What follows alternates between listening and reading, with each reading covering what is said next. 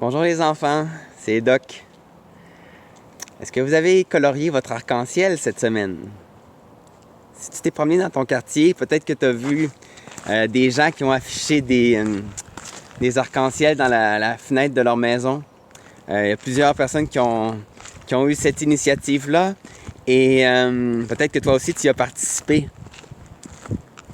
Et as-tu remarqué, il y a certaines personnes qui ont même écrit certains mots sur leur affiche ou à côté de l'arc-en-ciel? C'est qu'est-ce qui était écrit? Ça va bien aller, oui.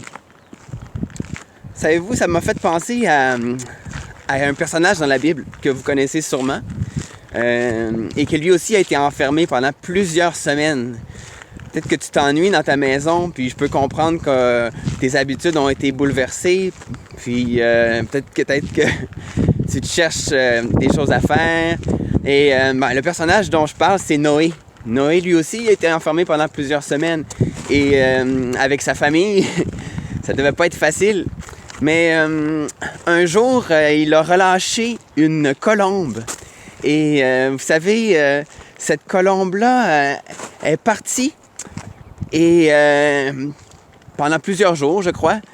Et elle est revenue, mais pas bredouille. Elle est revenue avec une branche verte dans son bec. Qu'est-ce que ça voulait dire, ça? La petite branche verte, ça voulait dire que la vie recommençait. Que la nature était plus forte et que la vie recommençait. Et il y a une autre raison pour laquelle je pense à Noé. Parce qu'après le déluge, où Dieu a décidé de sauver Noé et sa famille, Dieu a fait apparaître un signe dans le ciel. Est-ce que vous vous rappelez? Dieu a fait apparaître un signe pour que Noé et les hommes sachent qu'il était avec eux et qu'il n'allait plus détruire la terre avec un déluge, avec de l'eau. Oui, tu sais c'est quoi le signe? Oui, j'ai de la difficulté à t'entendre, mais je pense que tu voulais dire un arc-en-ciel. Exactement. Il y a un autre héros de la Bible, un de mes héros, qui s'appelle Jean, l'apôtre Jean. Et lui aussi était enfermé. Il n'était pas enfermé sur un bateau, il était enfermé sur une île. Et vous savez quoi? Il était enfermé parce qu'il était un disciple de Jésus, il n'avait pas peur d'annoncer la parole de Dieu et il s'était fait arrêter pour ça. Jean, alors qu'il était enfermé sur l'île, il a eu une vision du ciel. Il a vu Dieu sur son trône. Et vous savez quoi? Autour du trône de Dieu, il a vu un arc-en-ciel.